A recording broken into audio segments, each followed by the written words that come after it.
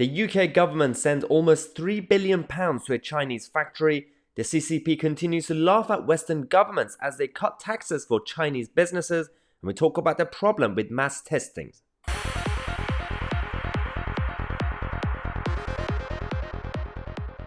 Hello everyone and welcome to today's first program. The Chinese Communist Party have been the biggest winner of 2020 and 2021, and we have the latest update on this issue because the UK government and Boris Johnson have decided to spend almost £3 billion, £2.8 billion, to send it to a company that's owned by a Chinese billionaire from Wuhan, Charles Huang, who is in charge of this whole operation to provide mass testing equipment and kits to the UK. Now, this is the same operation that happened back in 2020 as well. It's interesting how there are a number of problems with this. Firstly, we're basically rewarding the Chinese economy on this issue because if you trade with big Chinese firms or firms that have links to China, like Innova Medical Group, and of course their factories are based in China, and the same factories that have a lot of issues, by the way, and historically with sweatshops and everything else. Human rights aside, that's a whole different problem. We're talking about the problem with the Chinese Communist Party because we have Western governments still providing all the funding to companies that are linked to the CCP because of the way China works as a structure. So Innova Medical Group, that are obviously it's owned by another firm, a private equity firm chaired by the Chinese millionaire Charles Huang from Wuhan. They have this the actual primary factory based in Xiamen, which is a city in China. And again, there have been historic problems with sweatshops and again, lack of human rights when it comes to, they don't believe in a minimum wage or things like that or health and safety. Yet we have British ministers and the British government in general and a number of others as well been more than happy to deal with companies like this. Also, to do mass testings. And we're going to talk about the problems with the idea of mass testings after June, when the whole jab operations are completely over up to a point, because they told us, the government said, as long as the majority of over 70s and the elderly have taken it, everything's fine. But clearly that's not, really the idea anymore. Because as I said, one issue with dealing with certain factories in China is the historic problems with factories and also then the issue of companies being linked to the CCP, because companies in China have direct links, not some sort of conspiracy. It's just the way the Chinese state works. It's a very, very interventionist government. So you can't. There's no such thing as an independent private firm in that sense. So that's one problem. But in terms of what's happening with the whole project with mass testings, so Alison Pollock, who's a professor of public health at Newcastle University, has said that this whole thing is a scandalous waste of money because when the rate of the virus falls as low as it is at the moment, then an increasing proportion of cases are likely to be false positives, meaning that the cases and contacts will self-isolate unnecessarily. We already know that a big chunk of these tests are wrong. The results are wrong. That's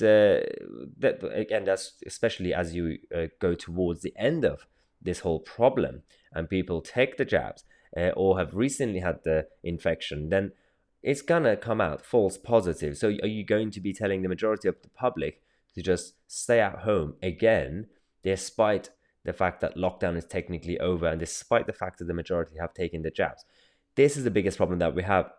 And Pollock has said that the mass testing as a project will do more harm than good. And even Steve Baker, the Conservative MP, one of the rebels, has said that the false positives generated by tens of millions of additional tests could be enough to knock the government's roadmap off course. That's true. Basically, we'll be in another lockdown without even calling it a lockdown. So that's the biggest problem, because Steve Baker has said that it's now obvious that in an environment of low prevalence, mass asymptomatic testing makes false positives a real issue. Now, putting aside the problem that we've had with false positives, with the projects that are being, the money that's being spent on Chinese firms, who's winning here? China is winning. thanks to Guido Fawkes, we have the latest updates from the Chinese Communist Party, because they are now introducing a huge tax cut for Chinese businesses. Look who's become a capitalist now. China has, because they are the ones who are winning. They created this problem, as in, obviously, we just have to be allegedly, up to a point where they lost control, let's just say, and the cover-ups didn't help. So they are responsible for lying to the world. Even WHO confirmed this.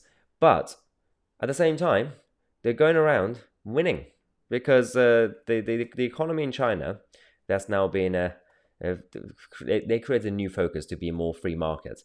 It's not really, it's corporatist, but for a lot of firms, £61 billion of business tax cuts. Rishi Sunak here is increasing corporation tax on small businesses, or business tax. Let's call it business tax, not corporation tax, because a lot of people think corporation tax only hits corporations, big corporations. But no, it's all small businesses as well. Yet the Chinese Communist Party are doing the exact opposite.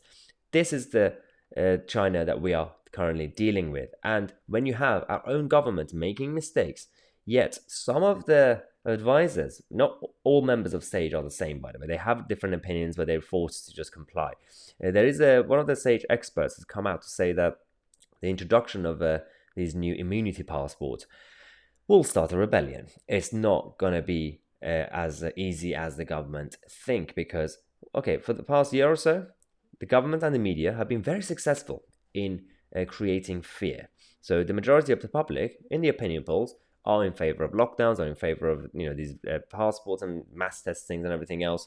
It's because of the fear. It's not just because the opinion polls they're lying to you. It's because the media and the government were very successful in creating that fearful environment in society. So, but there is a line. The people who have been in favor of the third lockdown, they only did it because they were optimistic about the jab operation, because the government promised that once we've introduced AstraZeneca and Pfizer and all the others, then life could come back. But then yesterday, Boris Johnson came out, didn't really confirm that. He said that things might have to continue till the end of the year.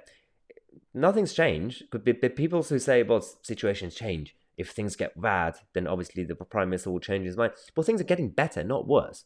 And the majority are taking the jab. I have no idea where the logic here is.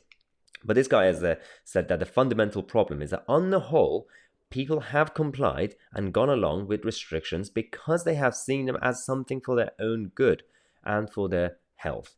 Once you make the vaccines seem compulsory, in effect, to go about everyday life, then it begins to seem like something done to us rather than something done for us. And that is absolutely spot on. It's a shame that others on SAGE don't believe this.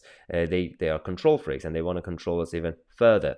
The danger, he says, is that there are experiments that shows this, is that when people see the passports, the domestic passports, as compulsory, what happens is that they become angry and then become less likely to even take the jabs.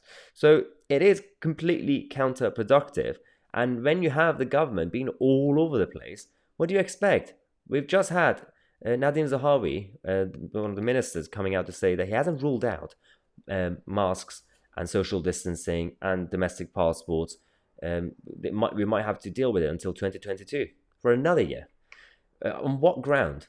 We know more about the current virus than we did back in 2020. The truth has come out and how you deal with it.